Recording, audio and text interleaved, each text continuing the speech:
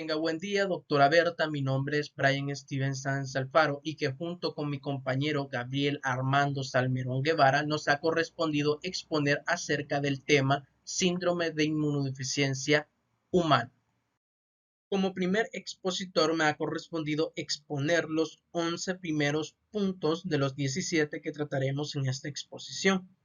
Pero antes que nada, comenzaremos diciendo una pequeña introducción en la cual se menciona que la infección ocasionada por el virus de la inmunodeficiencia humana continúa y seguirá siendo uno de los desafíos más apremiantes en el campo de la salud global.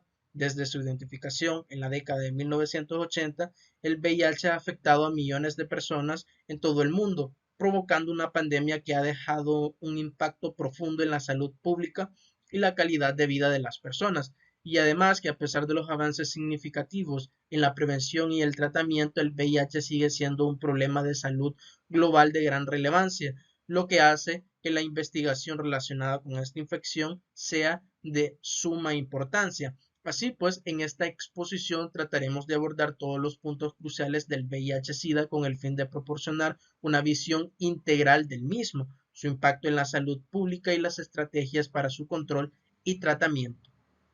Como objetivo general de esta exposición describiremos y analizaremos el síndrome de inmunodeficiencia adquirida, pero para ello identificaremos su agente causal, indagaremos acerca de su historia, epidemiología y distribución, así como también la predisposición a padecer la enfermedad, su distribución y pronóstico a largo plazo.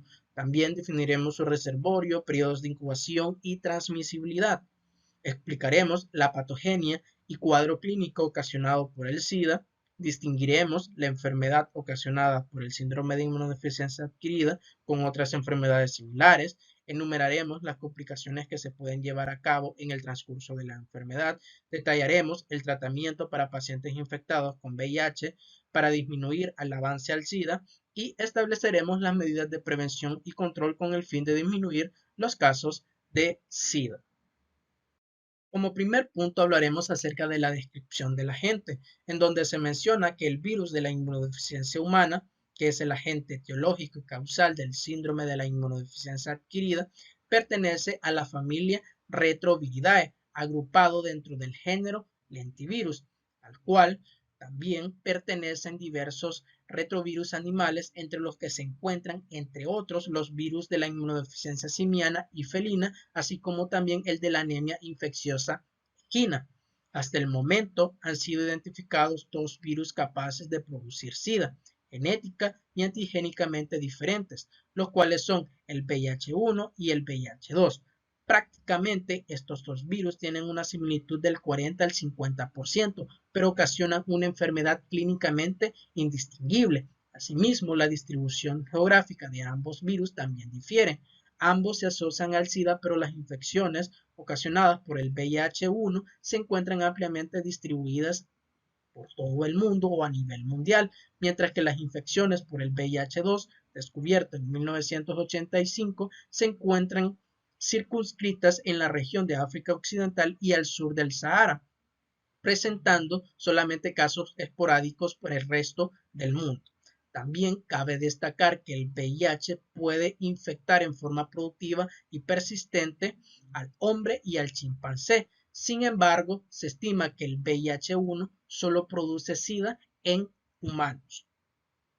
Por lo general, la partícula viral madura del VIH posee una simetría icosaédrica con un diámetro aproximado de 100 nanómetros y una envoltura externa formada por la membrana plasmática de la célula en la que se ha replicado, la cual contiene proteínas del hospedador y espículas constituidas por las glicoproteínas virales GP120 y GP41. Por debajo de la envoltura viral se conforma una cápside externa por la proteína P17 y hacia el interior una cápside interna denominada como core. Dentro de este core se alojan las dos hebras no complementarias del ARN del genoma viral, proteínas asociadas a funciones reguladoras y varias moléculas de la enzima transcriptasa inversa.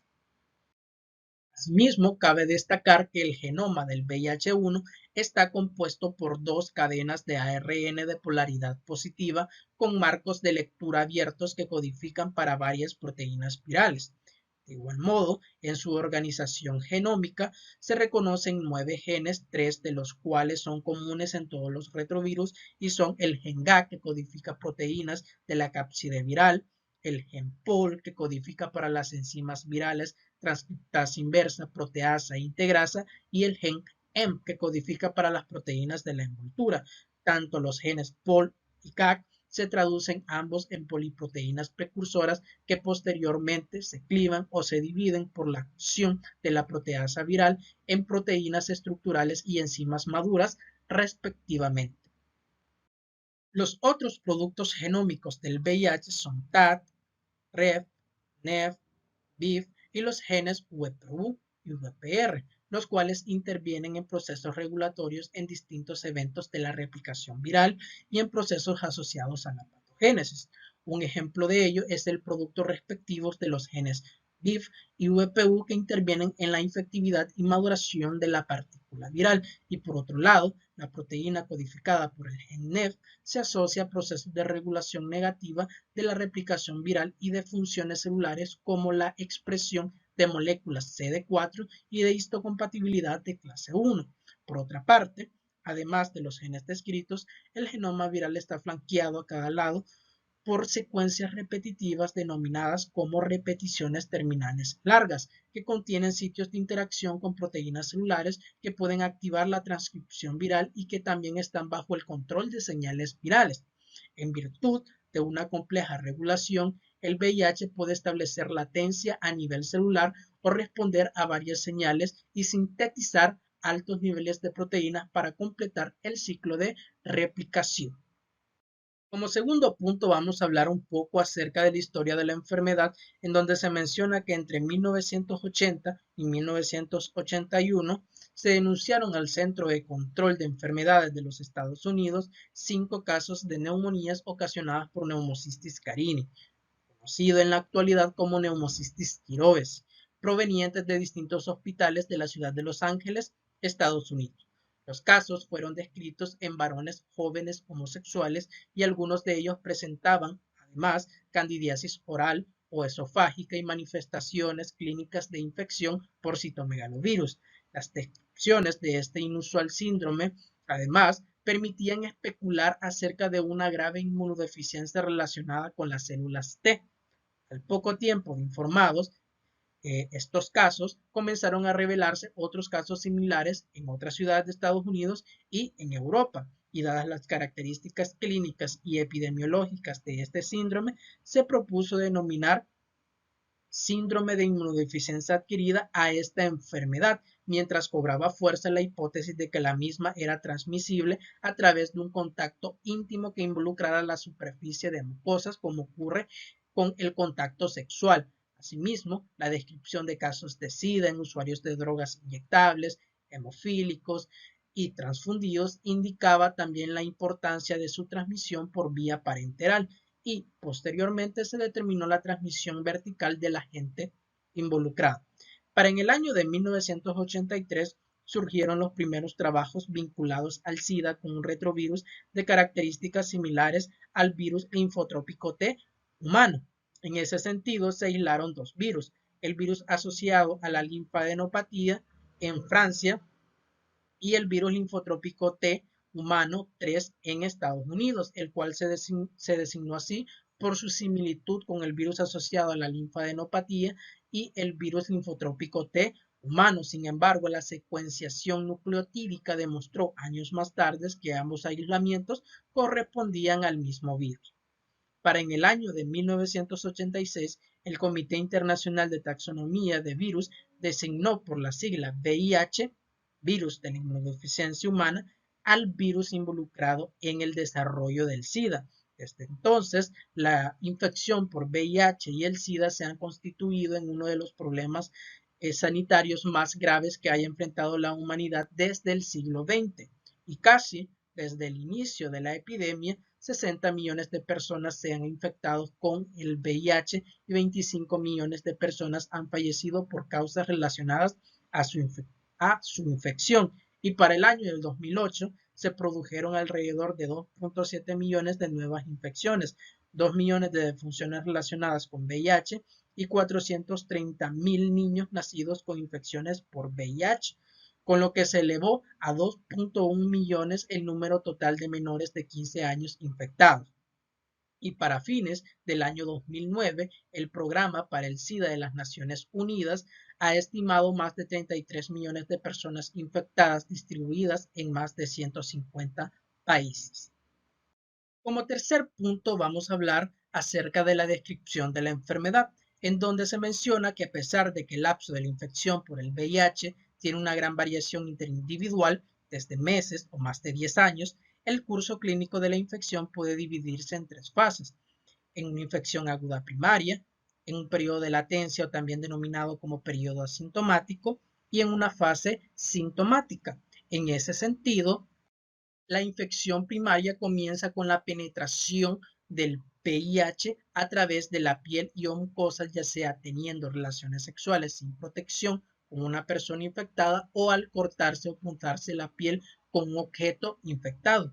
Así pues, posterior a la penetración de estas estructuras, las primeras células blanco que se van a encontrar son las células dendríticas de la mucosa epitelial, si en caso la transmisión es por vía sexual, las cuales van a infectar y se transportarán por medio de estas a su órgano blanco, que es el tejido linfoide. En el tejido linfoide, específicamente en los ganglios linfáticos, se va a producir como mecanismo de defensa un reclutamiento de células TCD4 activadas, que simultánea y potencialmente son las principales células blanco del virus, favoreciendo en forma local la replicación y diseminación viral.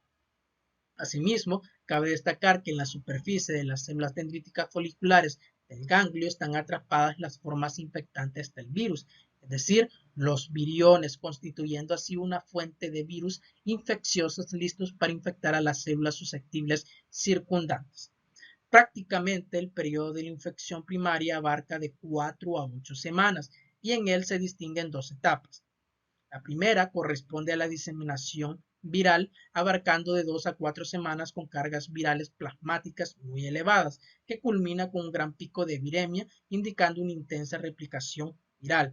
Y por otra parte, la segunda etapa corresponde al despeje del virus en la sangre y ocurre alrededor de la etapa de seroconversión, con una rápida reducción de la carga viral, arribando a un nivel estable de la replicación viral, que es variable de un individuo a otro.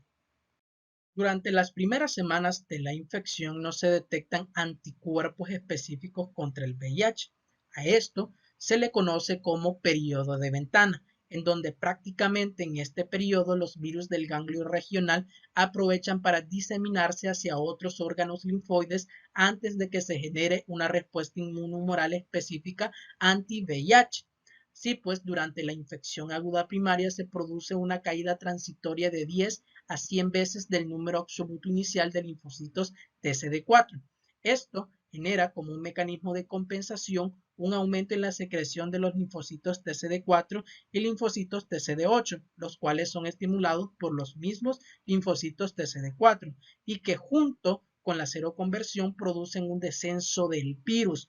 Sin embargo, a pesar de que todos estos eventos inmunológicos demuestran que se desarrolla una respuesta inmune enérgica contra el virus, se les hace imposible erradicarlo. Y es ahí donde entra la latencia clínica sintomática y posteriormente el SIDA. Entonces, en ese sentido, el periodo de latencia clínica, también denominado periodo asintomático, es una etapa o periodo que antecede al inicio de la enfermedad o SIDA y puede variar entre 1 a 15 años o más. Prácticamente durante todo este periodo el sujeto infectado permanece libre de síntomas y signos marcadores del SIDA. Sin embargo, el curso de la infección prosigue inadvertidamente y se suceden una serie de fenómenos virológicos e inmunológicos con un gradual e inexorable deterioro del sistema inmunitario.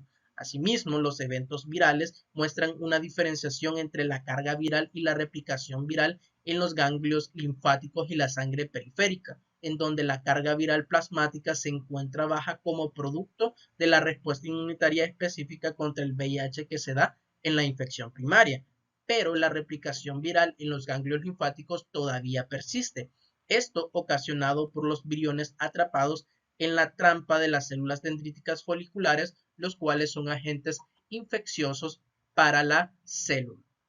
En esta etapa de la infección y desde un punto de vista inmunológico, en la infección asintomática predominan los mecanismos de activación celular, en donde tanto los linfocitos B como los linfocitos T están estimulados. Asimismo, en los ganglios linfáticos también se observa una hiperplasia folicular y una expansión de la red que forman las células dendríticas foliculares, los cuales son indicadores de la activación del tejido linfóide. Durante el periodo de latencia clínica se produce una reducción lenta y progresiva del número de linfocitos TCD4 y la carga viral en sangre periférica se mantiene relativamente baja. Sin embargo, en algunos casos la reducción de las células es mucho más acelerada hasta el establecimiento del SIDA, y es por ello que tanto la carga viral plasmática como el número de linfocitos TCD4 son marcadores pronósticos de la enfermedad y son dos factores importantes en la progresión de la infección, e inclusive las pautas actuales para el inicio y monitoreo del tratamiento antirretroviral se han definido con base a la carga viral plasmática. Ahora bien, a medida que progresa la infección viral, todo el sistema linfoide y arquitectura ganglional se va alterando a tal punto de liberar una mayor cantidad de virus al torrente circulatorio, lo cual puede ser indicativo de la alta replicación viral y la disminución de los linfocitos T, y es, por tanto, que cuando se produce un incremento de la replicación viral con una marcada reducción de los linfocitos TCD4, se manifestarán los síntomas y signos constitucionales, pasando así a la etapa clínicamente sintomática. Si el número de linfocitos TCD4 es menor de 200 células por microlitro y con viremia alta, se establece el SIDA. Llegados a este punto se pueden llegar a manifestar numerosas enfermedades infecciosas oportunistas que pueden surgir aun cuando la inmunodeficiencia no es tan acentuada. Como cuarto punto hablaremos un poco acerca de la epidemiología del VIH, en donde se menciona que en la actualidad se reconocen que los dos tipos virales e importantes que afectan al ser humano son el VIH-1 y el VIH-2. Prácticamente estos dos virus son completamente diferentes tanto en su distribución geográfica como también en su estructura genómica. Además, también poseen diferencias antigénicas e inclusive patogénicas.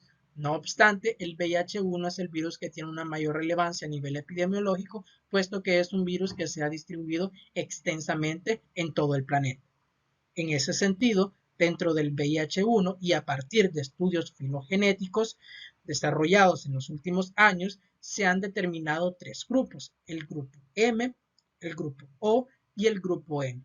De los tres grupos que he mencionado, el grupo M se ha diseminado ampliamente en todo el mundo e incluye hasta el momento al menos 9 subtipos o clados: el subtipo A, el subtipo B, el subtipo C, el subtipo D, el subtipo F, el subtipo G, el subtipo H, el subtipo J y el subtipo K. Y es por este motivo que el VIH-1, con 3 grupos y 9 subtipos y al menos 16 formas recombinantes circulantes, demuestra su importancia a nivel epidemiológico.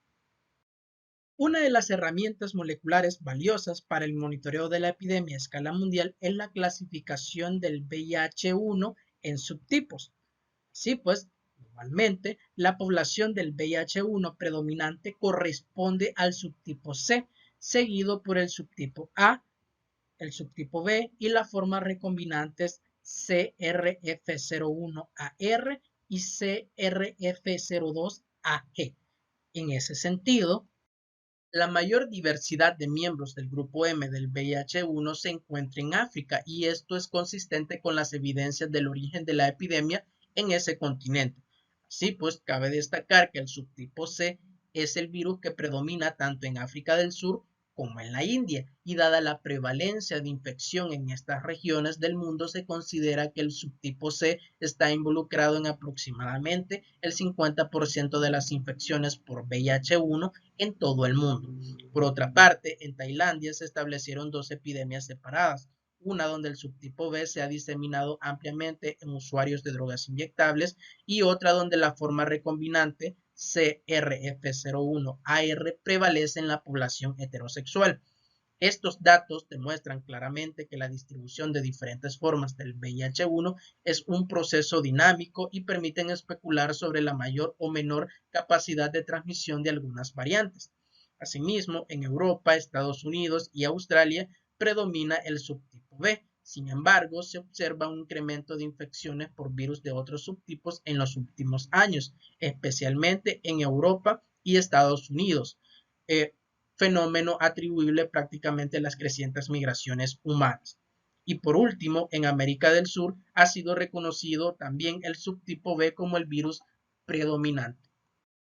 Mundialmente y según estimaciones de la ONU-SIDA y la Organización Mundial de la Salud, para fines del año de 2009 el virus ya había infectado a más de 60 millones de personas en el mundo. En ese momento también se estimaba que más de 25 millones de personas habían fallecido a causa del SIDA y 33.4 millones vivían con la enfermedad. La mayoría de estos 33 millones de personas que vivían con VIH estaban en países en vías de desarrollo y el 75% de todas esas infecciones se debían a la transmisión heterosexual por el VIH. Para en el año de 2008, la cifra estimada de nuevas infecciones por el VIH fue de 2.7 millones de defunciones. Además, se estima que para ese año el número de defunciones en el mundo por enfermedades relacionadas con el SIDA fue de 2 millones, en donde las mujeres representaban el 50% de los adultos infectados, porcentaje que fue en aumento desde el año de 1991, en donde las mujeres solamente representaban el 41%. Por otra parte, la mortalidad anual relacionada con el VIH-Sida probablemente alcanzó su punto máximo en el año de 2004, en donde se registraron 2.2 millones de defunciones. Y esto es evidente puesto que el número estimado de defunciones relacionadas con el SIDA para en el año de 2008 fue de un 10% menor que en el 2004. Así pues, para el año de 2008, el número estimado de nuevas infecciones por VIH en niños menores de 15 años fue de 430.000, muy probablemente como resultado de la transmisión vertical intrauterina o durante el parto como el resultado de la lactancia. Sin embargo, el número de niños infectados por el VIH en 2008 fue aproximadamente un 13% menor que en el año de 2001. No obstante, en África subsahariana sigue siendo la región más afectada en la epidemia mundial y representa el 71% de todas las nuevas infecciones por el VIH en el 2008 y se estima que las 2/3 partes del total de las personas que viven con VIH están en esta región, así como el 77% del total de las mujeres. Asimismo, durante el año de 2005 en esta región fallecieron aproximadamente 2.4 millones de personas y unos 3.2 millones adquirieron la infección por VIH. Por otro lado, en América Latina se estima que el número de personas que viven con el VIH ha aumentado a 2 millones y para el año del 2008 aproximadamente unas 77.000 personas fallecieron de SIDA y se registraron unos 170.000 casos de nuevas infecciones por VIH. Ahora bien, en Sudamérica la epidemia se concentra generalmente en zonas urbanas y en determinados subgrupos de la población con comportamientos de alto riesgo, como en hombres y mujeres que tienen sexo con hombres infectados y en usuarios de drogas inyectables. Todo esto genera una preocupación creciente en varios países, particularmente en Argentina, Brasil y Uruguay en Sudamérica, y Bermudas y Puerto Rico en el Caribe, puesto que es responsable de un porcentaje elevado de casos de SIDA notificados hasta la fecha, tanto en hombres y mujeres. Sin embargo, Brasil, Argentina y Colombia son los países sudamericanos que presentan las mayores epidemias de la región. Como quinto punto vamos a hablar un poco acerca de la distribución de la enfermedad, en donde se dice que el SIDA se reconoció por primera vez en 1981 como una entidad clínica en sí. No obstante, visto en retrospectiva, parecen haberse presentado casos aislados durante el decenio de 1970 e incluso antes en diversas zonas del mundo como África, Europa, Estados Unidos y Haití. Para en el año de 2003, de los 40 millones de personas en todo el mundo que se calculan vivían infectadas por el VIH o con SIDA, las mayores concentraciones se calculaban entre 25 y 28.2 millones en África al sur del Sahara, entre 4.6 y 8.2 millones en Asia meridional y sudoriental, entre 1.3 a 1.9 millones en América Latina y entre 800.000 a 1 millón en América del Norte. Así pues, en todo el mundo se calcula que el SIDA causó 3.1 millones de defunciones para el año de 2003. Desde entonces, la epidemia siguió creciendo con aproximadamente 5 millones de nuevas infecciones y 2.5 millones de niños que viven con VIH-Sida. Tal y como dije anteriormente, el VIH-1 es el tipo de VIH con mayor prevalencia en todo el planeta, mientras que el VIH-2 se ha descubierto sobre todo en África Occidental, así como también en países que guardan una relación epidemiológica con dicha región. Asimismo, cabe destacar que en muchos países en desarrollo el número de casos de SIDA es mucho más elevado, pero la notificación es deficiente y los esfuerzos de vigilancia se han centrado en las infecciones por el VIH más que en los casos de SIDA, cuya distribución de casos en base a los factores y comportamientos de riesgo han cambiado durante el último decenio, como por ejemplo en el modo de transmisión o fuente de infección, ya que si bien la epidemia en los Estados Unidos sigue afectando a los hombres que tienen relaciones homosexuales, el uso de drogas intravenosos es la principal fuente de infección en otros países, como por ejemplo en la Unión Soviética. Sin embargo, cabe mencionar que en Estados Unidos y otros países industrializados, la incidencia anual de infección por el VIH se ha mantenido relativamente baja en la mayoría de los grupos, desde poco antes de mediados del decenio de 1980. En cambio, en los países más afectados de África al sur del Sahara, la incidencia anual de infecciones por el VIH se ha sostenido en niveles elevados casi sin modificación. Por otra parte, en China e India, donde la infección apareció en fechas más recientes, son foco de intensa preocupación desde el punto de vista epidemiológico. Ahora bien, el reservorio para el SIDA es o son los seres humanos. No obstante, se piensa que el VIH evolucionó recientemente a partir de virus que provenían de los chimpancés. En otras palabras, el virus del VIH evolucionó a partir de los virus de la inmunodeficiencia símica de los chimpancés, que saltaron de una especie a otra para infectar a los seres humanos, probablemente a consecuencia de la exposición a la sangre de cazar o destazar a los simios para su consumo. Estudios filogenéticos y epidemiológicos han permitido establecer que probablemente estos saltos de retrovirus simianos al humano ocurrieron aproximadamente entre los años de 1930 y 1940. Con respecto al periodo de incubación, es variable, ya que si bien el lapso desde el momento de la infección hasta la aparición de los anticuerpos detectables por lo general es de 1 a 3 meses, el intervalo observado desde la infección por el VIH hasta el diagnóstico de SIDA varía desde menos de un año hasta 15 años o más, dependiendo de la edad o el subtipo del virus. El periodo de transmisibilidad del SIDA no se conoce con precisión, sin embargo, comienza muy poco después al contraer la infección por el VIH y se cree que dura durante toda la vida. Además, la infecciosidad es alta durante los primeros meses y aumenta conforme se eleva la viremia, al empeorar el estado clínico y por la presencia de otras infecciones de transmisión sexual. También cabe mencionar que en las secreciones están presentes virus libres o unidos a las células y es por tal razón que las enfermedades de transmisión sexual ulcerosas o inflamatorias constituyen un factor de riesgo. La susceptibilidad SIDA pues, prácticamente se desconoce, pero se piensa que es general, en donde la raza, el sexo y el embarazo al parecer no modifican la susceptibilidad a la infección por el VIH o el SIDA. Asimismo, la presencia de otras infecciones de transmisión sexual, en especial las de tipo ulceroso, incrementan la susceptibilidad, al igual que el hecho de que los varones no estén circuncidados. Como décimo punto vamos a hablar con respecto a la patogenia de la enfermedad. en donde se menciona que los efectos patógenos del virus y los eventos inmunopatogénicos que se producen durante la evolución del SIDA se combinan de una forma compleja y heterogénea desde el momento de la infección inicial primaria hasta el desarrollo de un estadio avanzado de la enfermedad. De igual modo, es importante advertir que los mecanismos patógenos del padecimiento causado por el VIH son multifactoriales y multifásicos, además de distintos en las diferentes etapas de la enfermedad.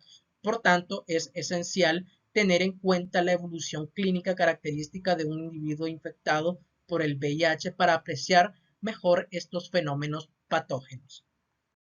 En ese sentido, entonces comenzaremos hablando con respecto a la entrada e invasión del virus, en donde se menciona que el VIH tiene diferentes modos de transmitirse e ingresar a nuestro organismo, ya sea teniendo relaciones sexuales sin protección, como también por medio de transfusiones sanguíneas, uso de agujas contaminadas, ya sea para la administración de drogas o tatuajes, así como también por medio de la lesión con objetos cortantes contaminados y la transmisión materno-fetal durante el parto en la etapa perinatal e inclusive por medio de la leche materna. Sí, pues el VIH tendrá como objetivo penetrar las mucosas e invadir principalmente los linfocitos TCD4 y células de la extirpe mieloide, como por ejemplo los monocitos, macrófagos alveolares pulmonares, células dendríticas y células de la microglia del cerebro. Sí, pues la característica de la enfermedad causada por el VIH es la profunda inmunodeficiencia que se deriva sobre todo de un déficit progresivo cuantitativo y cualitativo de la subpoblación de linfocitos T conocida como linfocitos T colaboradores. Prácticamente estas células se definen ya fenotípicamente por tener en su superficie la molécula CD4, en la cual pues funciona como principal receptor para que el VIH pueda fusionarse y penetrar de forma eficaz a las células diana. Asimismo, recientemente se han descubierto dos tipos de receptores, el receptor CCR5 ubicado en los macrófagos y el receptor CXCR4, el cual está ubicado en los linfocitos T, que también son fundamentales para la fusión y la entrada del VIH a las células.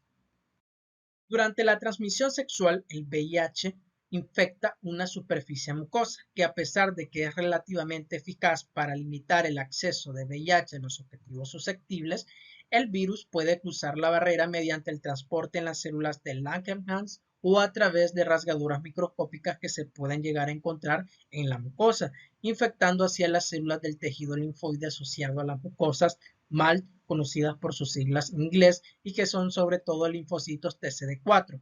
De igual modo, los macrófagos, las células dendríticas, los linfocitos T de memoria y las células pluripotenciales hematopoyéticas se infectan de forma persistente por el VIH, siendo así reservorios y medios de distribución del virus. Asimismo, un órgano linfoide importante, el tejido linfoide relacionado con el intestino, CAD, conocido por sus siglas en inglés, es un objetivo principal de la infección por VIH y el sitio en el que grandes cantidades de linfocitos TCD4, casi siempre células de memoria, se infectan y agotan tanto por los efectos virales como por la apoptosis relacionada con la activación. Una vez que la replicación viral alcanza este umbral y el virus se disemina, la infección está bien establecida y el proceso es irreversible. Una vez que se establece la infección, el virus se replica en las células linfoides de la mucosa, submucosa y hasta cierto punto en los tejidos linforreticulares que drenan el tejido intestinal. Asimismo, cabe destacar que durante cierto tiempo el virus no se detecta en el plasma, etapa conocida como fase de eclipse de la infección. Y conforme el virus se produce en los días a semanas siguientes, se disemina primero a los ganglios linfáticos regionales y luego a otros compartimientos linfoides donde tienen un acceso fácil a grandes cantidades de linfocitos TCD4, lo que permite un brote intenso en la viremia. Bien, cabe resaltar que la infección inicial de las células susceptibles puede variar en cierta medida con la vía de infección, y esto pues puede ser debido a que los virus que penetran directamente al torrente sanguíneo a través de sangre o hemoderivados infectados inician sus infecciones focales primarias en el vaso y otros órganos linfoides, probablemente donde se eliminen de la circulación y no en las células linfoides de la mucosa y submucosa, como es en el caso de una infección por transmisión sexual. El VIH, como todos los microorganismos patógenos que pueden llegar a ocasionar un daño en nuestro organismo, también disponen de varios mecanismos para eludir el control por el sistema inmunitario. Las más significativas son la capacidad que tiene el virus para mutar y por tanto alterar su antigenicidad y evitar su eliminación por anticuerpos. El establecimiento de un nivel sostenido de replicación asociado con la generación de diversidad viral por medio de mutaciones y de recombinaciones, lo que proporciona un mecanismo para evadir el control y eliminación por acción del sistema inmunitario, la hipervariabilidad tanto en la secuencia primaria de la envoltura como en su glucosilación, la infección persistente de los macrófagos y los linfocitos TCD4, los cuales mantienen al virus en una célula privilegiada para el sistema inmunitario. Además, este virus también infecta células en tejidos privilegiados inmunes como el sistema nervioso central y los órganos genitales, en donde el sistema inmunológico está ausente. Y por último, gracias a que el VIH evita ser depurado durante la infección primaria, se puede formar un gran fondo de reserva de células en estado de infección latente que no pueden ser eliminados por los anticuerpos específicos del virus. Por tal razón, a pesar de la potente respuesta inmunitaria y de la intensa regulación negativa de la replicación viral que sigue a la infección primaria, el VIH consigue crear un estado de infección crónica con un grado variable de replicación viral persistente durante una mediana de aproximadamente 10 años antes de que el sujeto manifieste una enfermedad clínica. Como se dijo anteriormente y sin importar la vía de entrada del VIH a la célula, los tejidos linfoides son los sitios anatómicos principales para el establecimiento de la infección por este virus y para su propagación. Su replicación ocurre sobre todo en el tejido linfoide y no en la sangre. Por ello, la magnitud de la concentración plasmática del virus refleja directamente su producción en el tejido linfoide, ocasionando de este modo adenopatías linfáticas generalizadas y progresivas, las cuales reflejan la activación celular y la respuesta inmunitaria del tejido linfoide frente al virus y en general se caracterizan por una hiperplasia folicular o de los centros germinales. Asimismo, el GALT, el tejido linfático asociado a la mucosa gastrointestinal, participa de forma importante en la ampliación de la replicación viral con una reducción notable en el número de linfocitos TCD4 y diseminación del virus al tejido linfoide periférico, lo cual da como resultado un grado profundo de activación celular que se refleja en la hiperplasia de los centros germinales y foliculares. No obstante, esta activación celular contribuye de cierto modo a la replicación viral del virus, puesto que se encuentran viriones extracelulares atrapados en cantidades copiosas en las ramas de las células dendríticas foliculares en los centros germinales de los ganglios linfáticos, lo cual hace vulnerable a los linfocitos TCD4 que migran al interior del centro germinal para ayudar a los linfocitos B a desarrollar una respuesta inmunitaria específica contra el VIH y son, por tanto, vulnerables a la infección por esos viriones atrapados.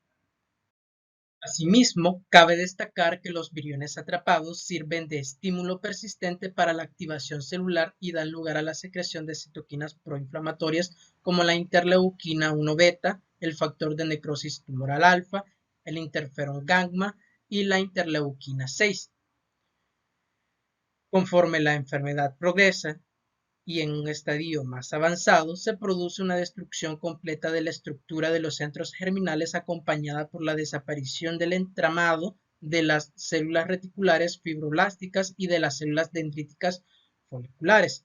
En este momento, los ganglios están quemados y la destrucción del tejido linfoide complica la inmunodeficiencia de la enfermedad por el VIH y contribuye tanto a la incapacidad para controlar la replicación del VIH y a la incapacidad para desarrollar una respuesta inmunitaria suficiente para frenar el ataque de los patógenos oportunistas. El SIDA tendrá como objetivo principal el dañar a las células y es por ello que va a provocar lesiones y anomalías celulares. Por ende, el defecto inmunológico principal en el SIDA es el resultado de la reducción en el número y efectividad de los linfocitos TCD4, tanto en cantidades absolutas como en relación con los linfocitos TCD8. Esto debido a que los linfocitos TCD8 han de ser activados por los linfocitos TCD4, por lo cual el número de linfocitos TCD8 desciende en paralelo al número de los linfocitos TCD4 como consecuencia de la destrucción de los mismos, ya sea por una citólisis inducida de forma directa por el VIH o mediante citólisis inmunitaria mediada por los linfocitos T citotóxicos o por la activación crónica en respuesta a una gran estimulación por antígenos del VIH que se traduce a una diferenciación terminal rápida con muerte de los linfocitos T. A su misma vez, el VIH induce diversos efectos citopatológicos que pueden destruir los linfocitos T. Entre estos figura el aumento de la permeabilidad de la membrana plasmática, la formación de sitios y la inducción de la apoptosis.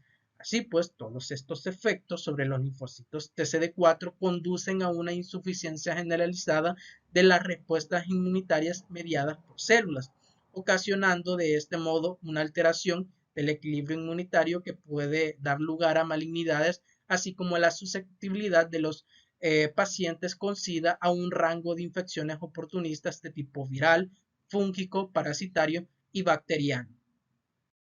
Por otra parte, además de la inmunodepresión ocasionada por la destrucción y reducción de los linfocitos TCD4 y los linfocitos TCD8, el VIH puede provocar diversas anomalías neurológicas, siendo las células de la microglia y los macrófagos los tipos celulares infectados de modo predominante por el VIH en el cerebro, lo cual puede aumentar el riesgo de sufrir infecciones oportunistas en el mismo. Además, estas células infectadas pueden desprender sustancias neurotóxicas o factores quimiotácticos que estimulen las respuestas inflamatorias y la muerte de las neuronas en el cerebro. Como décimo primer punto vamos a hablar ahora con respecto al cuadro clínico de la enfermedad, en donde se menciona que la infección por el VIH se extiende desde un síndrome agudo que se presenta en asociación con la infección primaria, pasando por un periodo de latencia o periodo asintomático hasta la enfermedad avanzada, la cual se caracteriza por la presentación de síntomas generales y por la aparición de enfermedades oportunistas que pueden traer consigo numerosas complicaciones y un mayor daño en los pacientes. En ese sentido, como primera etapa del cuadro clínico tenemos a la infección aguda, la cual aparece de 3 a 6 semanas posterior a la infección primaria y se pueden presentar manifestaciones generales, manifestaciones neurológicas y manifestaciones dermatológicas. Dentro de las manifestaciones generales que se pueden presentar podemos mencionar a la fiebre, a la faringitis, a la linfadenopatías, a la cefalea, al dolor retroorbitario, a las artralgias, mialgias, anorexia, pérdida de peso, náuseas, vómitos y diarrea. Y dentro de las manifestaciones neurológicas podemos mencionar a la encefalitis, a la meningitis, a la neuropatía periférica y a la mielopatía. Y dentro de las manifestaciones dermatológicas podemos mencionar al exantema erimatoso maculopapular y a las úlceras mucocutáneas. Prácticamente todos estos síntomas suelen persistir durante una a varias semanas y ceden de manera gradual conforme se desarrolla una reacción inmunitaria contra el VIH y disminuyen los niveles de viremia. Y es en ese momento en donde entra la etapa sintomática, el cual es un periodo prolongado de latencia clínica o de enfermedad prolongada con baja actividad posterior a la infección primaria con o sin síndrome. Prácticamente esta etapa posee un periodo aproximado de 10 años y se caracteriza por ser asintomático, es decir, que los individuos permanecen totalmente asintomáticos pese a que sus linfocitos TCD4 descienden a cifras extraordinariamente bajas. En ese sentido, se estima que las concentraciones de linfocitos TCD4 descienden en forma progresiva durante este periodo asintomático a una velocidad aproximada de 50 células por microlitro al año, y cuando el número de linfocitos TCD4 disminuye por debajo de 200 células por microlitro, el estado de inmunodeficiencia resultante es de la intensidad suficiente para que la persona se encuentre con una situación de alto riesgo de contraer infecciones y neoplasias oportunistas y por tanto de presentar una enfermedad clínicamente evidente.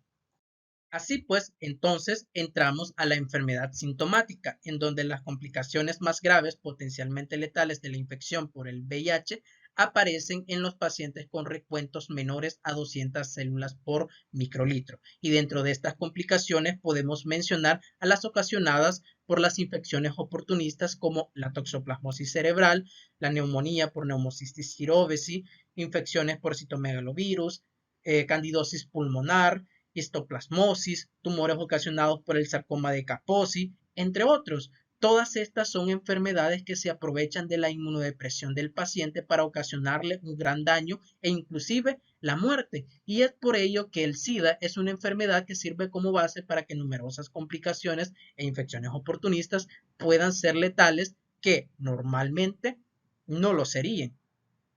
Por otra parte, además de las enfermedades clásicas que definen al SIDA, los pacientes con infección por VIH también tienen incremento en las enfermedades graves no relacionadas con el SIDA, lo que incluye enfermedades cardiovasculares, renales y hepáticas. Y pues bueno, esta sería toda mi participación. Espero que se me haya logrado entender. Muchas gracias por su atención prestada y que tenga un buen día. Buenos días, tardes o noches, compañeros y doctora Berta. Mi nombre es Gabriel Armando Salmerón Guevara y les voy a continuar con este video de seminario referente al tema 55 del retrovirus, que es el VIH-Sida, concretamente con el punto número 12, que es correspondiente al diagnóstico de laboratorio. Primeramente tenemos que las pruebas específicas para el VIH incluyen la detección de anticuerpos y antígenos, y como principal tenemos a la prueba de inmunoanálisis de absorción, o por sus siglas en inglés llamada ELISA, que es utilizada para VIH. Es una técnica de inmunoensayo en la cual se detecta un antígeno inmovilizado mediante un anticuerpo que en este caso se enlaza a una enzima capaz de generar en este caso un producto que ya puede ser detectable, como por ejemplo un cambio de color o de algún otro tipo. Y tenemos acá un esquema representando los pasos de la prueba de ELISA. El paso 1 es que la placa pues se recubre de un anticuerpo de captura. El paso 2 es que pues se agrega la muestra y cualquier antígeno presente se une al anticuerpo de captura. El paso 3 es que se añade el anticuerpo de detección que se une al antígeno mismamente. El paso 4 es ya que se añade un anticuerpo secundario ligado a una enzima y se une al anticuerpo de detección. Y el paso 5 es que se agrega un sustrato y se convierte mediante una enzima en una forma que ya puede ser detectada para los exámenes. Entonces tenemos que de las pruebas de ELISA, el 50% tiene resultados positivos en los 22 días posteriores a la transmisión del VIH y 95% a las 6 semanas siguientes.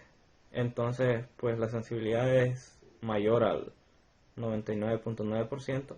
Para evitar resultados falsos positivos, pues los reactivos deben confirmarse en repetidas ocasiones con análisis de inmunotransferencia. Siguiendo con las pruebas de diagnóstico de laboratorio, tenemos la inmunotransferencia o la también llamada prueba de Western Blot, que es un sistema más que nada rápido y bastante sensible pues a la detección y la caracterización de proteínas, y pues está basada en la especificidad de reconocimiento entre los antígenos y los anticuerpos.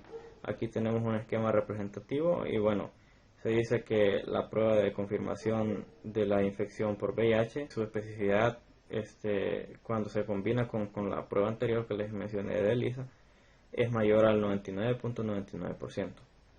Seguidamente tenemos la prueba rápida de anticuerpos contra el VIH, que esta se dice que produce resultados en 10 a 20 minutos. Se puede realizar por el personal con escasa pues, capacitación. No necesita hacer, digamos, un curso como muy especial como para realizar esta prueba, y pues los resultados positivos pues deben confirmarse con las pruebas estándar como la de inmunotransferencia o la de ELISA anteriormente mencionada. Para esta prueba lo que se hace es que en estos sitios donde está esta S se coloca sangre de una punción que se hace mayormente en el dedo. Entonces se colocan acá y acá. Entonces luego de eso van a aparecer barritas acá como si fueran las pruebas de embarazo. Dependiendo, por ejemplo, acá si aparecen 2 barritas, quiere decir que hay presencia de anticuerpos contra el VIH. Y aquí al lado derecho, pues con estas 2 barritas sería la presencia de antígeno. Entonces puede que aquí hayan 2 barritas y aquí 2 barritas, y puede que haya antígeno y anticuerpo positivo. O puede que aquí hayan 2 barritas y aquí solo una sería anticuerpo positivo, antígeno negativo. O al revés, una barrita aquí y 2 acá, que sería anticuerpo negativo, antígeno positivo.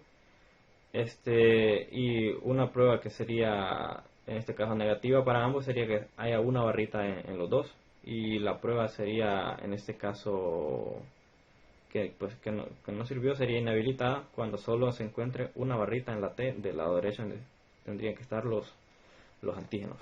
Y bueno, siguiendo con las pruebas de laboratorio, tenemos también el recuento hematológico completo.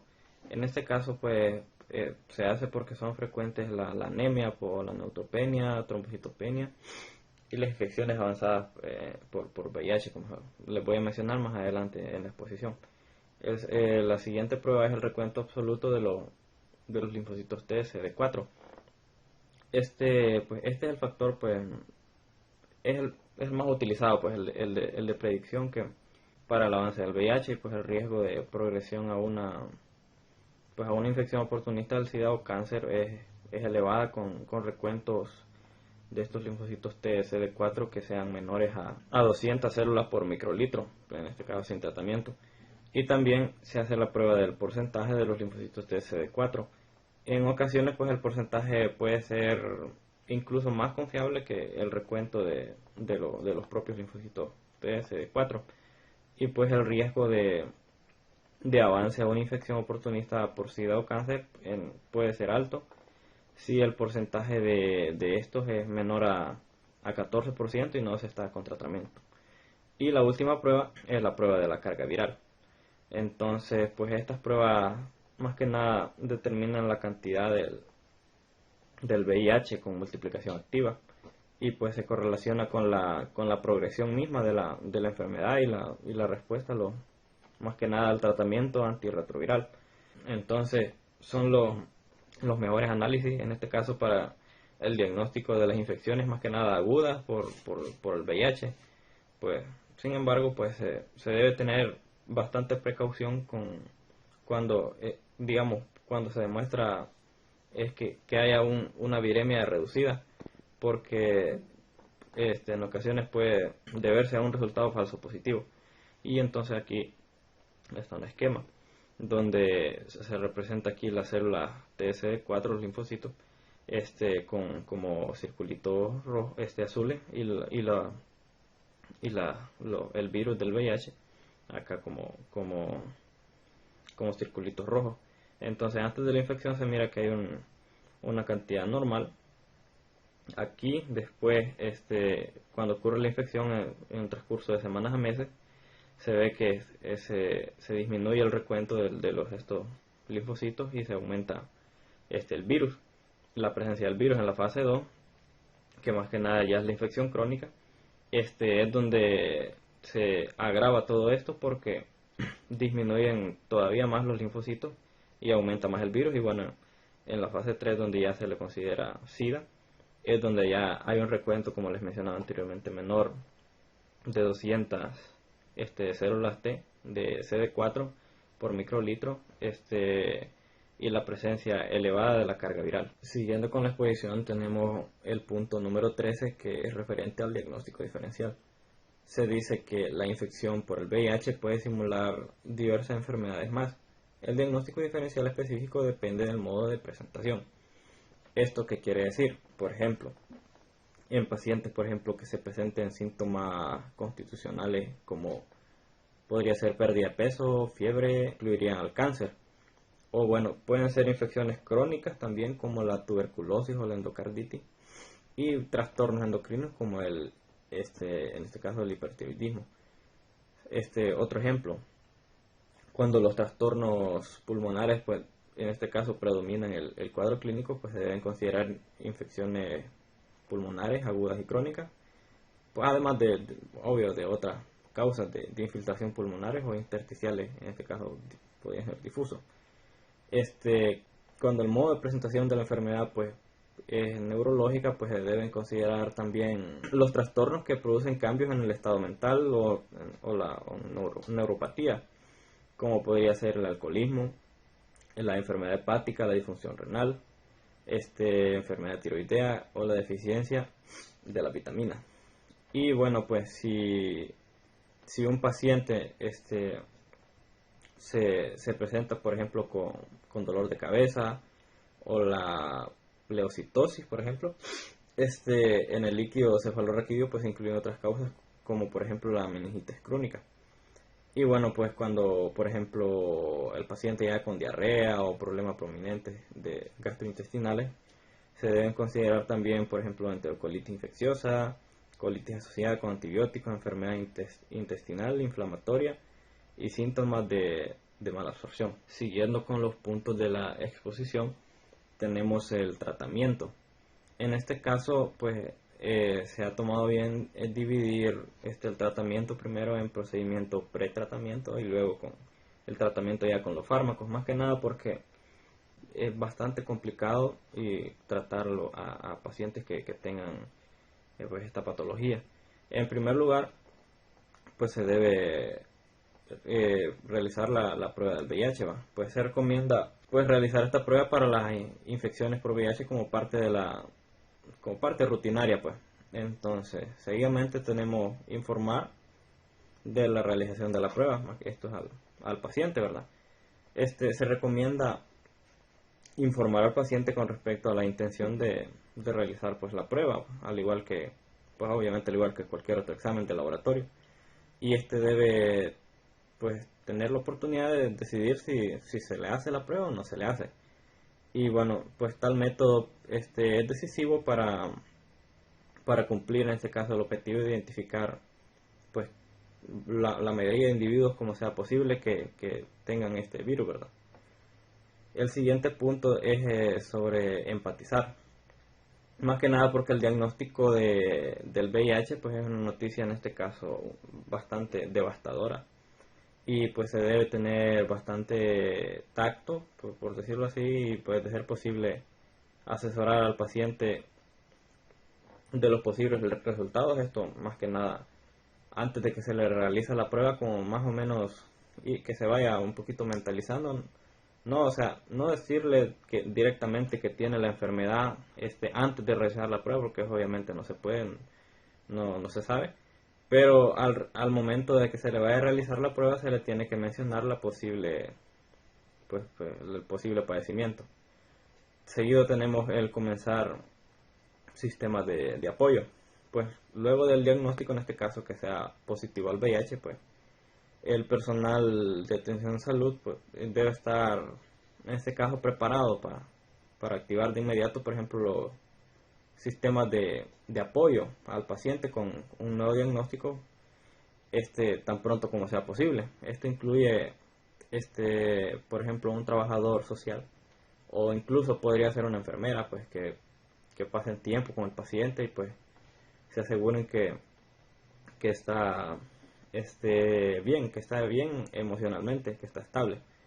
El siguiente punto es asesorar y educar al paciente. Pues además de las actuaciones médicas que nosotros podemos llegar a tener en el tratamiento, también tenemos que tener la responsabilidad de proporcionar a todos los pacientes asesoría y la educación acerca de su nuevo padecimiento, ¿verdad? como parte de un plan sanitario, que en este caso es un plan sanitario global. Y se informa, por ejemplo, se informa al paciente sobre el riesgo de contagio que éste presenta para las demás personas de su enfermedad, y que aunque los profesionales pues, sanitarios puedan referirse, digamos, a la carga viral, como decir, indetectable en las primeras fases, pues esto se refiere más a la sensibilidad del análisis que se utiliza para medir el virus, pues que a la presencia o ausencia del mismo en las pruebas. Y es importante que los pacientes estén alertas y conozcan que el virus pues siempre lo tiene, pues o sea, siempre está presente y puede ser transmitido en cualquiera de los estadios de la enfermedad del VIH, o sea, más que nada para que tengan cuidado. Y también se debe discutir abiertamente pues los problemas derivados de las prácticas sexuales y el uso compartido de las agujas. Más que nada estos son como para recomendaciones para los drogadictos que utilizan inyectables. Siguiendo tenemos instruir y escuchar. Digamos que esto quiere decir que el médico terapeuta no debe conocer solo los medicamentos, o sea, más, digamos, todo el tratamiento y que, o sea, sí es importante, pero también tiene que tener la capacidad de instruir a los enfermos acerca de la evolución de la enfermedad, y pues también escuchar y sensibilizarse pues a los temores y las preocupaciones que pueda presentar cada persona. También seguimos con los representación indefinida. ¿Qué quiere decir esto? Quiere decir que se correlaciona con el segundo punto de información de la realización de la prueba y el posterior consentimiento del paciente. Esto quiere decir que, digamos, el poder de decidir sobre la persona de si se le realizan pruebas o no se debería de poner como indefinido, más que nada para que el personal de salud tenga como que esté autorizado, pues sin tener que pedir permiso para realizar pruebas pertinentes. Seguido tenemos los exámenes de laboratorio, que bueno, después del diagnóstico inicial del VIH, pues es necesario realizar diversas pues exploraciones y estudios de laboratorio para determinar la extensión de la enfermedad y pues poder disponer de unos valores de base que sirvan como referencia, pues más que nada para el futuro. Por ejemplo, en mujeres en quienes se considera el uso de equivalente, pues se debe realizar una prueba de embarazo, más que nada por el daño al bebé, ¿verdad? O por ejemplo la prueba para el HLA, que es la B5701, que se realiza pues a todos los pacientes en los que se piensa usar el abacavir. Y por último tenemos la asesoría a terceros. Pues todos los enfermos deben recibir asesoría con relación a las prácticas sexuales y al uso compartido de agujas, como les mencionaba anteriormente. Y este asesoramiento pues se debe ofrecer a las personas que el paciente sepa o que se sospeche más que nada que puedan estar infectadas.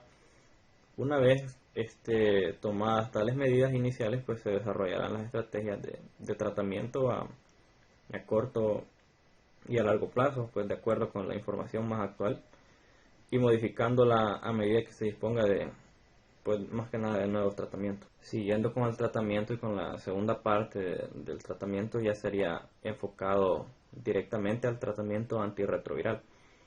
Antes de comenzar con este apartado, cabe aclarar que nosotros como médicos al salir de la carrera pues no estamos autorizados para tratar pacientes con VIH, porque para esto se tiene que sacar cierto curso, cierta formación, una formación aparte que se debe tener para tratar a pacientes con esta afección. Y pues ya continuando con los puntos, pues los fármacos disponibles hasta la fecha para el tratamiento de la infección por VIH como parte de programas combinados pertenecen a 4 categorías. La primera categoría pues son los inhibidores de la transcriptasa inversa de nucleósidos y nucleótidos, y los inhibidores de la transcriptasa inversa no nucleósidos. La segunda familia pues son los inhibidores de la proteasa viral, la tercera son los inhibidores de la integrasa viral y la cuarta familia son los inhibidores de la fusión, que son los antagonistas de CCR5. Entonces, el tratamiento antirretroviral combinado o el tratamiento antirretroviral de alta actividad son la base, no más que nada, para el tratamiento de pacientes que tengan esta infección por el VIH. Y esto se ha facilitado por la preparación de fármacos que ya vienen como combinados y el desarrollo pues de regímenes terapéuticos de una dosis al día. Esto de una dosis al día es importante porque esto facilita que los pacientes cumplan más que nada con el tratamiento, y entonces esto es de bastante utilidad para asegurar que se cumpla el tratamiento. Y bueno, pues en la actualidad se dispone de una amplia red de estudios clínicos en la que participan tanto investigadores clínicos como defensores de los enfermos, tratando de mejorar el enfoque terapéutico. Y bueno, pues como consecuencia de esto, pues surgen nuevos tratamientos y estrategias terapéuticas y se siguen desarrollando obviamente nuevos programas de acceso ampliado, pues más que nada previos a la aprobación oficial por las autoridades competentes.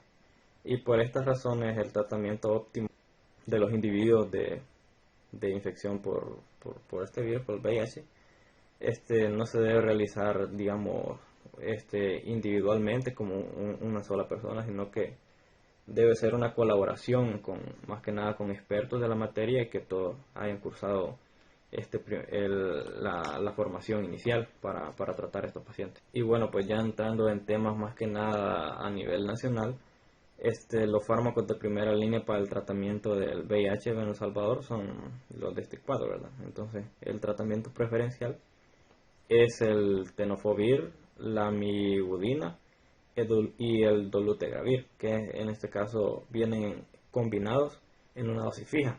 Seguido tenemos el otro tratamiento de preferencia, que es el efivarenz, emtricitabina y el tenofovir, que también vienen en dosis fijas combinadas. Y también hay tratamientos alternativos como los que se muestran acá, por ejemplo el tenofovir, alafenamina, que viene combinado con emtricitabina, y se le suma el dolutegravir y bueno, los siguientes tres, ¿verdad? Lo importante de esto es que se enfatiza en que, por ejemplo, en los preferenciales son las dosis fijas combinadas. Como les mencionaba anteriormente, esto facilita que el tratamiento se cumpla de la mejor manera. Y bueno, las recomendaciones para estos tratamientos son, por ejemplo, no utilizar el abacavir en personas con carga viral que mayor a 100.000 copias por ml, más que nada por riesgo de fallo virológico. También otra recomendación es no utilizar el tenofovir si la depuración de creatinina es menor a 50 mililitros por minuto, ¿verdad? Más que nada para la protección renal. Y también pues se debe corregir la dosis si la depuración también de creatinina es menor a 50 mililitros por minuto. Y pues en casos de coinfección con tuberculosis, por ejemplo, durante el tratamiento antifímico, que incluye la rifampicina, que es un antimicobacteriano, pues la dosis de dolutegravir es de 50 miligramos, en este caso cada 12 horas. Y bueno, aquí tenemos los tratamientos de segunda línea. Por ejemplo, aquí están los dos preferenciales, los primeros dos, el tenofovir, la amibudina y dolutegravir. Ya sabemos que en dosis fijas combinadas es el tratamiento preferencial y de primera línea. Y la opción de cambio a segunda línea pues puede ser la amibudina combinada con sidobudina, darunavir y ritonavir. Asimismo, aquí está el segundo preferencial, que es el tenofovir, emtricitabina y efivarenz, que puede ser cambiado o reemplazado por la amibudina, sidobudina y dolutegravir, entre otros que aparecen en este cuadro, ¿verdad? Y pues el monitoreo de los pacientes con el tratamiento antirretroviral. Más que nada incluye los exámenes de recuento de linfocitos TCD4, recuento de carga viral, y hemograma, por ejemplo, para más o menos ir calculando la progresión de la enfermedad. Y tenemos otros parámetros aquí como las transaminasas, la urea, la creatinina, el examen general de orina, depuración de creatinina en orina, colesterol, triglicéridos y entre otros, ¿verdad? Que más que nada esto es ya para proteger a los órganos del tratamiento antirretroviral, dado que esto pueden llegar a tener una sobrecarga de toxicidad, entre otros parámetros, ¿verdad?, que aparecen acá. Siguiendo con los puntos del seminario, tenemos las complicaciones. Primeramente tenemos las manifestaciones sistémicas, como pueden ser la fiebre, la diaforesis nocturna o la pérdida de peso, como les voy a mencionar más adelante. Estos son síntomas frecuentes en sujetos que son infectados por VIH y pueden aparecer incluso sin una infección oportunista como complicación. Tenemos primeramente la pérdida de peso y el síndrome de desgaste. ¿Qué quiere decir esto? Pues que por lo general los pacientes sufren una pérdida desproporcionada de la masa muscular con mantenimiento de las reservas de grasa, pues, o bueno, pueden perder grasa también, pero es en menor medida. También frecuentemente las personas sufren anorexia, les da náuseas y vómitos, y todos estos pueden contribuir a la pérdida de peso y al disminuir también el consumo calórico. También puede haber una mala absorción deficiente, que también repercute en un menor consumo calórico, y los pacientes pueden en este caso tener diarrea por infecciones bacterianas, virales o parasitarias. También en bastantes pacientes con SIDA se tiene un incremento de la tasa metabólica, pues lo que hace más grave la disminución del consumo calórico. La segunda complicación es la neumopatía. Tenemos primeramente la neumopatía por neumocitis. La neumonía por neumocitis, el agente infeccioso sabemos que es neumocitis girovesi, pues es la infección oportunista más frecuente, pues, que está asociada con el SIDA. La base del diagnóstico es la radiografía de tórax y pues el lavado bronquioalveolar. Esta técnica pues permite determinar el diagnóstico en más del 95% de los casos.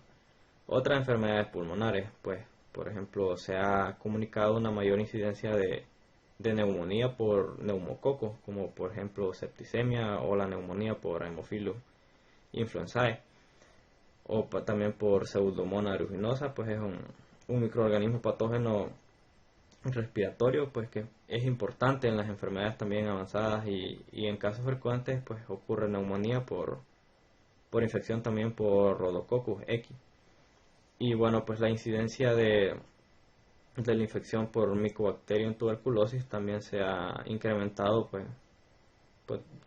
de manera notoria se ha incrementado, pues más que nada en zonas metropolitanas, pues debido a la infección por VIH, así como en personas de la calle, en indigentes.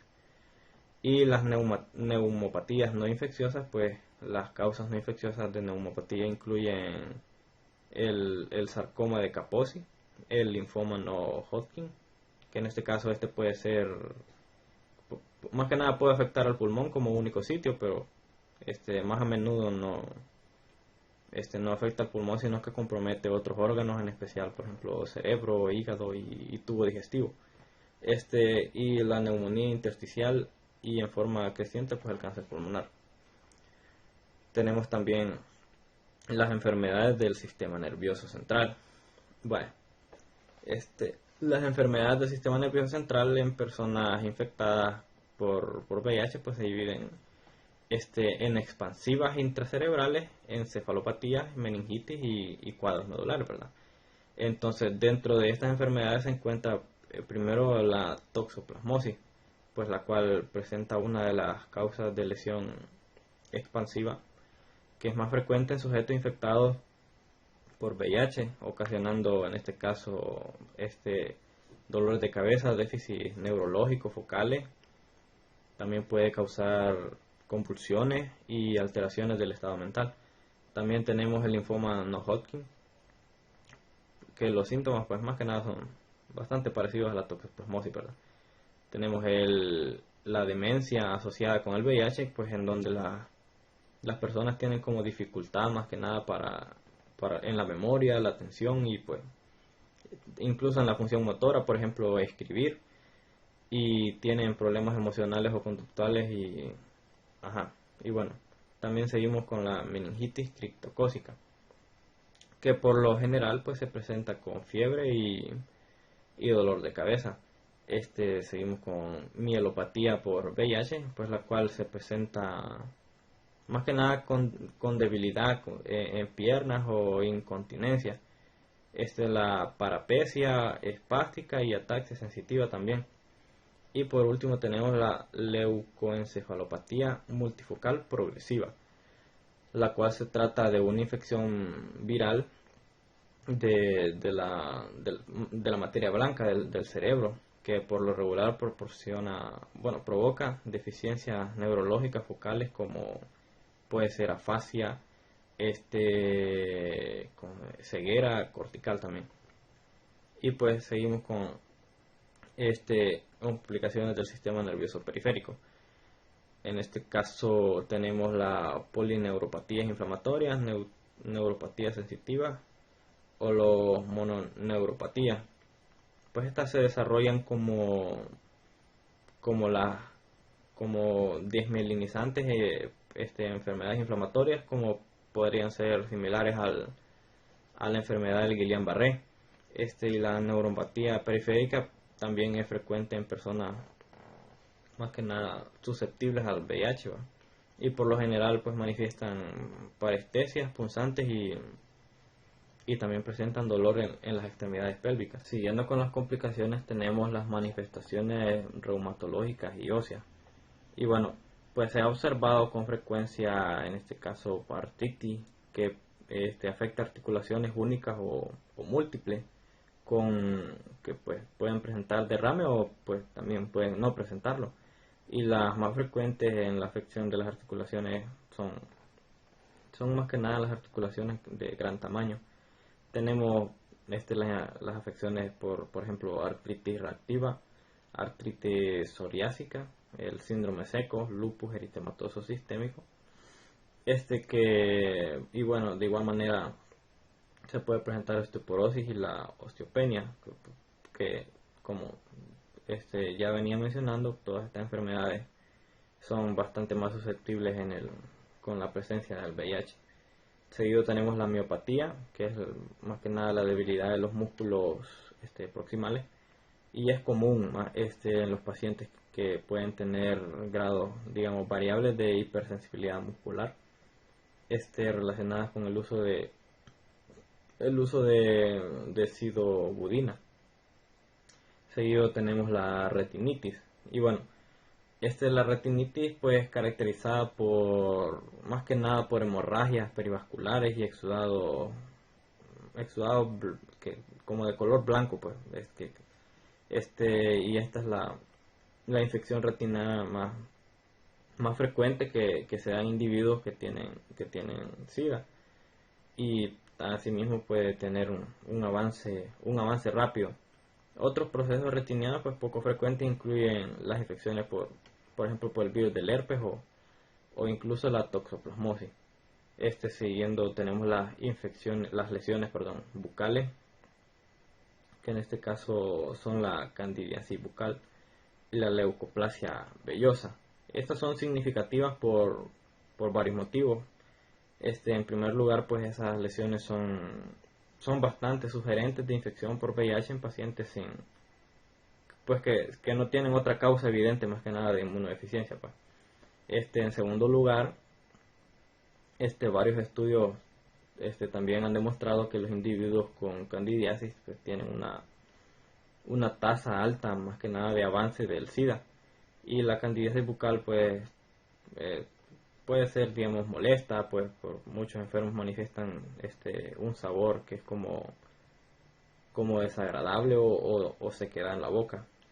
Y pues la leucoplasia vellosa pues se debe al virus de Epstein-Barr, que por lo regular pues la leucoplasia vellosa se observa como una lesión blanca en los laterales, en las caras laterales de la lengua.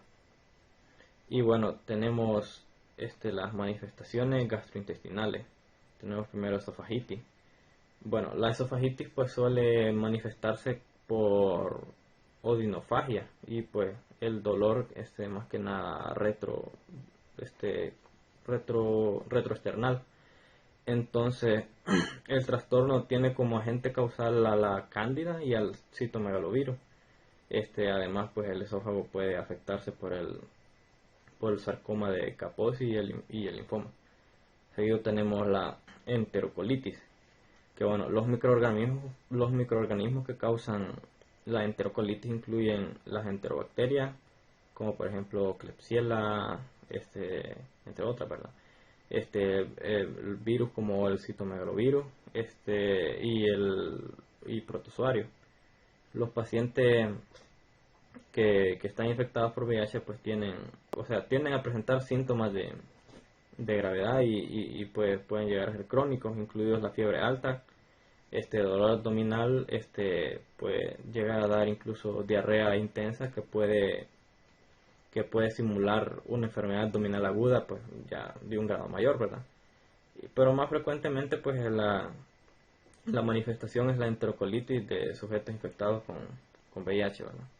Seguido tenemos la enfermedad hepatobiliar. Vaya, la hepatopatía pues provocada más que nada por micobacterias o el citomegalovirus o virus de la hepatitis B y C y pues y también linfoma. Por lo general el síndrome es presentado con náusea intensa, vómitos y más que nada dolor en el cuadrante superior derecho del abdomen, ¿verdad? Que esta es la ubicación del hígado. Y bueno, otras infecciones, enfermedades gastrointestinales incluyen la gastropatía y la malabsorción. Y bueno, se ha demostrado que algunos individuos afectados por el VIH pues no producen cifras normales, digamos, de ácido en el estómago. Esto tiene bastantes consecuencias para ciertos microorganismos que se destruyen en el ácido del estómago, ¿verdad? Entonces, por eso puede aumentar las infecciones oportunistas y también puede afectar a la absorción de los fármacos que requieren, pues o sea, que requieren el ácido, pues, que o sea, que se disuelven en el ácido del intestino, que está relacionado con las infecciones por enterobacterias, por ejemplo. Siguiendo con las complicaciones, tenemos las complicaciones endocrinas. Vaya, el hipogonadismo pues es la anomalía endocrina pues más frecuente, más que nada en hombres, ¿verdad?, infectados por VIH. Las glándulas suprarrenales también pueden sufrir cierto daño que a menudo en los pacientes resulta en una secreción inapropiada de las hormonas antidiuréticas o también insuficiencia suprarrenal. También se ha demostrado que los afectados por el VIH tienen concentraciones elevadas de triotironina y tetraiotironina. Y pues la globulina transportadora de estas hormonas también está afectada, así como concentraciones bajas de la T3 inversa. Seguido tenemos las manifestaciones cutáneas, como pues entre ellas se encuentra la dermatitis seborreica, pues la cual tiene una incidencia aproximada del 50% en los pacientes y pues se agrava a medida que va disminuyendo el recuento de los linfocitos CD4. Se tiene también la foliculitis pustulosa eosinófila, que la cual es un trastorno más que nada hematológico, es poco común, ¿verdad? Y pues se manifiesta como múltiples pápulas que son, ¿cómo se le llama esto? Perifoliculares, de aspecto urticariforme, que pues pueden presentarse pueden coalescer más que nada para formar lesiones que son similares a placa. También está la erupción papular pruriginosa, que pues se manifiesta por múltiples pápulas, más que nada en la región de la cara, en el tronco y pues la superficie extensora. Tenemos también como complicaciones las manifestaciones ginecológicas, como puede ser la candidiasis vaginal, la displasia y neoplasia cérvico-uterina y la enfermedad pélvica inflamatoria. Y estas son frecuentes en mujeres infectadas más que nada por VIH que en otras pacientes, ¿verdad? Como la gran mayoría de todas estas complicaciones. Y pues tales manifestaciones también tienden a ser más graves cuando se presentan en asociación con este virus, pero ya en etapas más avanzadas. Seguido tenemos las manifestaciones cardiovasculares, que pues son, las personas que están infectadas con el VIH pues tienen un mayor riesgo de padecer una cardiopatía, que a menudo pues puede ser, por ejemplo, coronaria, la cual pues a su misma vez puede vincularse con factores de riesgo que son habituales, como por ejemplo el tabaquismo, la hipertensión, la hiperlipidemia, la obesidad, la diabetes y el estilo de vida pues más que nada sedentario. También tenemos las manifestaciones hematopoyéticas. Y bueno, pues los trastornos del sistema hematopoyético, como podrían ser la linfadenopatía, la anemia, la leucopenia o la trombocitopenia, pues son frecuentes más que nada a lo largo de la evolución de la infección por el VIH, pues y pueden ser más que nada una secuela directa del virus, una manifestación pues de las infecciones, y pues puede dar neoplasias secundarias o efectos secundarios de más que nada por el tratamiento farmacológico. Y bueno, por último tenemos los cánceres relacionados con el VIH.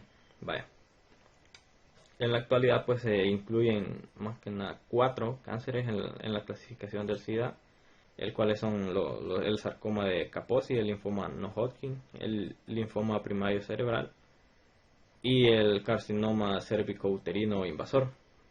En la era actual ahorita de tratamiento, pues los cánceres no clasificados como asociados al SIDA, pues como por ejemplo el cáncer de pulmón, se diagnostican más frecuente en personas infectadas con el VIH, a pesar del tratamiento óptimo con los retrovirales. Siguiendo con los puntos del seminario, tenemos el pronóstico. Con la mejoría del tratamiento, pues los pacientes con apego terapéutico, que pues en este caso llegan a tener esperanzas de vida casi normales, pues. Entonces, esto es sustentado, por ejemplo, por un estudio poblacional realizado en Dinamarca, que encontró que las personas infectadas con VIH a los 25 años de edad sin hepatitis C tenían una esperanza de vida similar a los individuos de la misma edad, pues que no estaban infectados. Los estudios muestran de manera consistente pues el menor acceso al tratamiento para individuos más que nada de raza negra o indigentes y consumidores de drogas inyectables.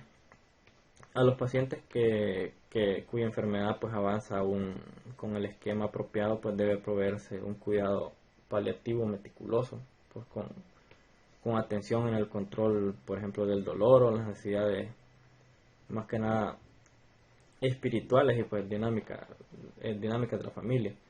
Y nos surgen, por ejemplo, 2 preguntas, que es la de cuándo referir y cuándo hospitalizar a los pacientes. Sobre cuándo referir, pues los pacientes infectados con VIH pues deben ser enviados a algún especialista, como les mencionaba al inicio del tratamiento, que no todos pueden, más que no todos están encargados del tratamiento de los pacientes con el VIH, porque tienen que ser capacitados anteriormente. Entonces tienen que ser trasladados con un especialista experimentado, pues debido al número cada vez mayor de regímenes terapéuticos y la complicación al manejar todos estos tipos de regímenes para medicar. También se debe hacer el esfuerzo de obtener alguna interconsulta pues con un especialista para los pacientes con carga viral detectable o sea, que están recibiendo el tratamiento antirretroviral. Los que no toleran más que nada los medicamentos tradicionales o los que necesitan la quimioterapia por vía general, y los que padecen infecciones oportunistas, pues sobre todo cuando se necesita algún procedimiento pues que implique más que nada la penetración corporal o el tratamiento experimental. Y pues sobre cuándo hospitalizar pues los pacientes con infecciones oportunistas y bueno, que tengan más que nada un problema agudo, pues, como por ejemplo fiebre bastante elevada con cambios mentales rápidos o con insuficiencia respiratoria, o bueno, o que necesiten alguna administración intravenosa de algún fármaco. Siguiendo con los puntos del seminario, tenemos el último punto, que es la prevención y el control, para lo cual tenemos primero las medidas preventivas, en este caso la educación para la salud.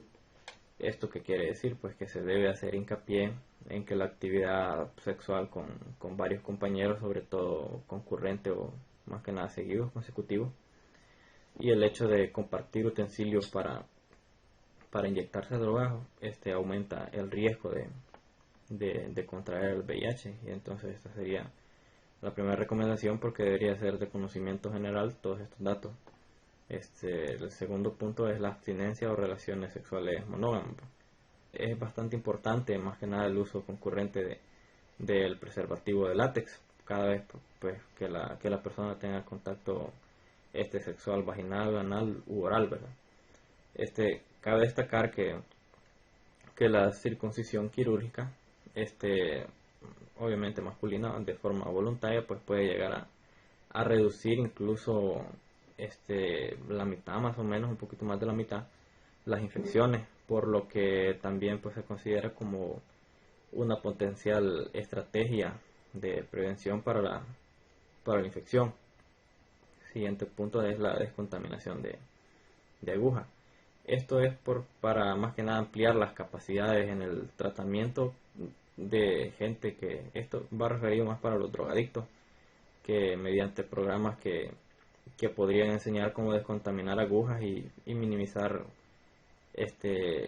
que las compartan, ¿verdad? Aunque bueno, obviamente la forma preventiva mayor para los drogadictos que utilizan drogas inyectables es que obviamente dejen la adicción, ¿verdad? Seguido tenemos con las pruebas para la detección del VIH y el asesoramiento. Estos son medidas importantes pues para crear conciencia, sobre todo pues el estado de las personas que pueden estar infectadas o no, y pues fomentar los cambios en la conducta y diagnosticar más que nada las infecciones del VIH. Tenemos el asesoramiento en el embarazo, y bueno, las embarazadas pues deben recibir asesoramiento al inicio del embarazo, pues con referente obviamente a la infección del VIH, ¿verdad? Y se les alentará pues a someterse a una prueba de detección del VIH como parte habitual de la atención prenatal, más que nada para la protección del feto. Seguido tenemos examinar antes de donar. Esto quiere decir más que nada donaciones de sangre, o pueden ser donaciones de órganos o bueno, otros líquidos corporales como plasma, pues deben examinarse pues antes de realizar cualquier proceso de estos de donación. Y bueno, los médicos deben apegarse estrictamente a las indicaciones médicas para transfundir. Hay que alentar más el empleo de transfusiones que sean autólogas. La protección del personal de salud. El personal de salud pues debe utilizar guantes de látex, protección en los ojos, que son como lentes especiales o sea, protectores oculares, y otros dispositivos de protección personal para evitar el contacto con la sangre o bueno, con los fluidos corporales de personas infectadas. Las salpicaduras de la sangre pues deben lavarse con agua y jabón inmediatamente. Y pues inmunización en la niñez. Esto más que nada por parte de de la OMS, pues que recomienda inmunizar a todos los niños seropositivos para el VIH, pues que sean asintomáticos, pues con la vacuna del programa ampliado de inmunización. Siguiendo con las medidas preventivas, pues tenemos la vacuna.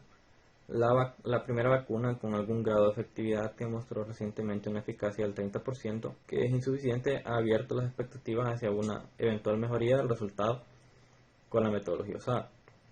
El desarrollo de una vacuna contra el VIH debe sortear obstáculos inherentes a la relación virus-hospedero que se establece en esta infección.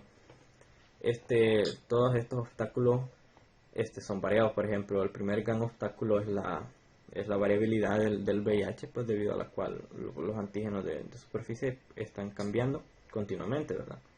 Lo que permite que se generen diversos tipos de especies del VIH en una misma persona, incluso en periodos cortos como meses. Se supone que un paciente sintomático posee, o sea, millones de variantes, pues, de genéticas diferentes, y pues un paciente que sí sea asintomático se dice que tiene incluso 100 veces más de variaciones que un asintomático.